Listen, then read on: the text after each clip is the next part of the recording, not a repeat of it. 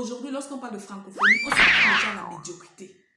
Lorsqu'on vous dit c'est un francophone, pire encore, lorsqu'on dit chrétien, my God, on sait déjà que c'est médiocre. J'aimerais que les francophones pensent excellence dans leur domaine. J'aimerais que les francophones, après avoir pris conscience qu'ils ont un potentiel en fait, mettent dans leur tête qu'il faut élever les standards, qu'il faut, n'est-ce pas, travailler dans l'excellence. J'aimerais qu'on sorte un peu de la superficialité, qu'on sorte un peu de... On va essayer pour voir ce que ça donne en fait. Qu'on sorte un peu des bas standards, les limitations en fait, et qu'on élargisse notre champ d'action, non seulement à l'échelle internationale, mais qu'on puisse marquer notre passage dans cette génération. C'est de ça dont je parle lorsque je dis j'amplifie la voix des potentiels. Moi, lorsque je travaille avec des gens, même dans le cadre de coaching business, je me rappelle une de mes apprenantes m'a dit, quand tu dis vous vous formez en coaching business comme quelqu'un qui doit vraiment développer une entreprise, vous formez comme quelqu'un qui est déjà prêt à devenir chef d'entreprise, ce n'est pas vraiment pour monsieur et madame tout le monde. Je lui ai dit, ma chérie, c'est pour monsieur et madame tout le monde. Il suffit juste d'avoir la volonté. Lorsque vous venez vers moi et que vous avez un projet, que vous avez une idée que vous voulez transformer en business, je vous considère comme chef d'entreprise, même si vous êtes salarié en fait. Parce que je ne veux pas, j'ai du mal à faire dans l'à peu près. Ça ne veut pas dire que dès que vous allez commencer, vous serez déjà comme une coach Macaré, un coach William, mais à partir de votre seuil de départ, je dois déjà vous inculquer la mentalité de chef d'entreprise, la mentalité d'un héros, d'une héroïne à haut standard en fait. C'est de ça dont il est question. Ok? Vous n'êtes pas seulement là pour faire amuser les gens. Limite, moi, je me suis dit que si je veux danser aujourd'hui, je le fais chez moi.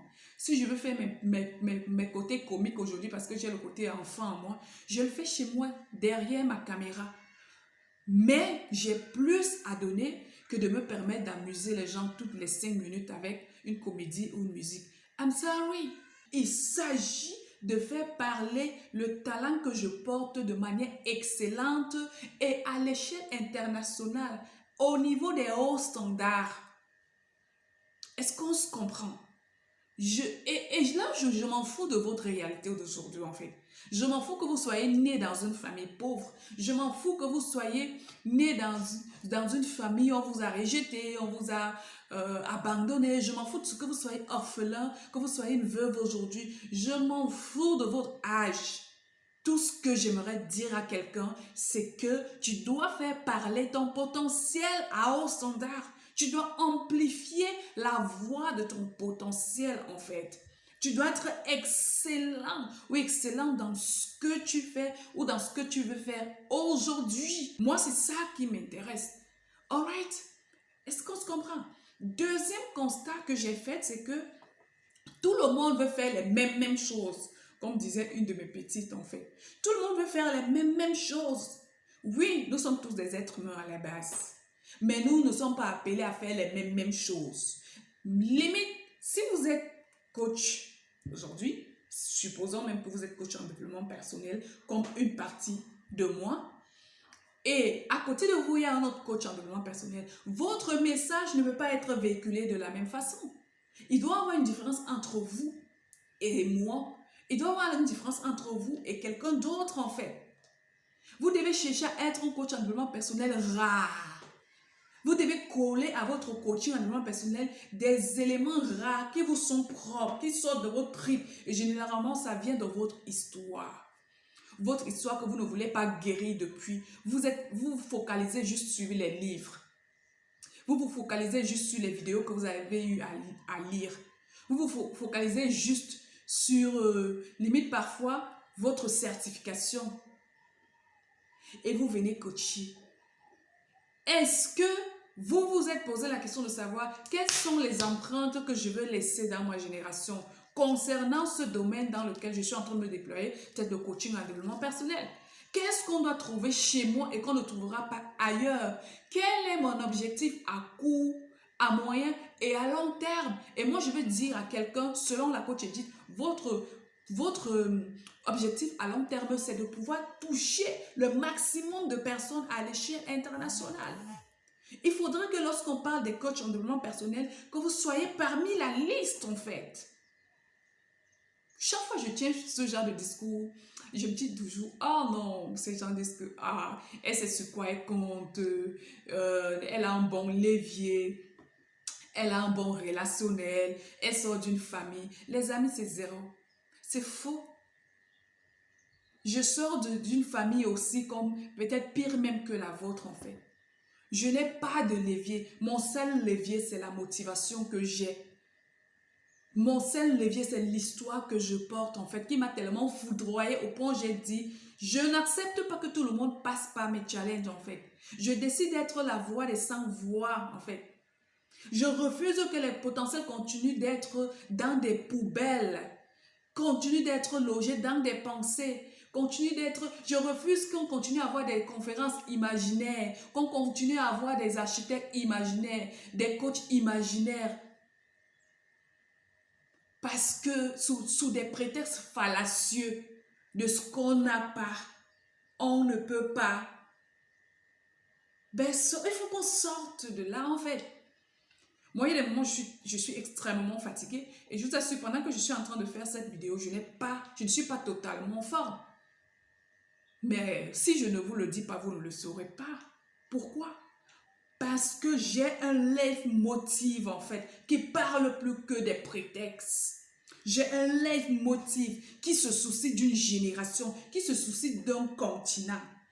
Je me soucie très peu de moi en fait. Je suis la priorité, oui, je ne peux pas mentir. Mais ma motivation, ce n'est pas mon bien-être. Ma motivation, c'est le bien-être d'une génération. Je veux parler à une génération. Et pour parler à toute une génération, jusqu'aux extrémités de la terre, ben, il faut que j'amplifie la voix de ce que j'ai comme talent, comme don. Il ne s'agit pas de crier, mais il s'agit de faire. Votre savoir-faire, votre savoir-être. Il faut lever les standards. Il faut lever les standards. Et troisième constat que j'ai fait, n'est-ce pas, c'est que pour élever les standards, il y a un certain nombre d'éléments qu'il faut tenir en compte. L'un de ces éléments, c'est qu'il faut déconstruire le système dans lequel vos parents vous ont mis, par exemple. Je ne suis pas en train de juger les parents, mais il faut comprendre que vos parents ne vous ont donné que ce qu'ils avaient. Par amour, vos parents, parfois, ont été obligés de vous appeler par vos échecs parce qu'ils n'avaient pas la meilleure façon de le faire. Il y avait pas l'école, je veux dire, il n'y a pas l'école où on est meilleurs parents. Alright? Ils vous ont appelé par vos échecs. Ils vous ont appelé par vos erreurs. Il y en a qui vous ont même rejeté. Il y en a qui vous ont abandonné. Il y en a qui ont éduqué votre cerveau à l'échec, pensant qu'ils étaient en train de vous aider à grandir, pensant qu'ils étaient en train de faire de vous des personnes meilleures. Mais c'est l'éducation qu'ils ont reçue aussi. Ce qui fait qu'aujourd'hui, lorsque vous voulez prendre des décisions au-delà de ce que vos parents vous ont donné, des décisions qu'on n'a pas encore mis en exécution autour de vous, vous êtes limité dans vos pensées.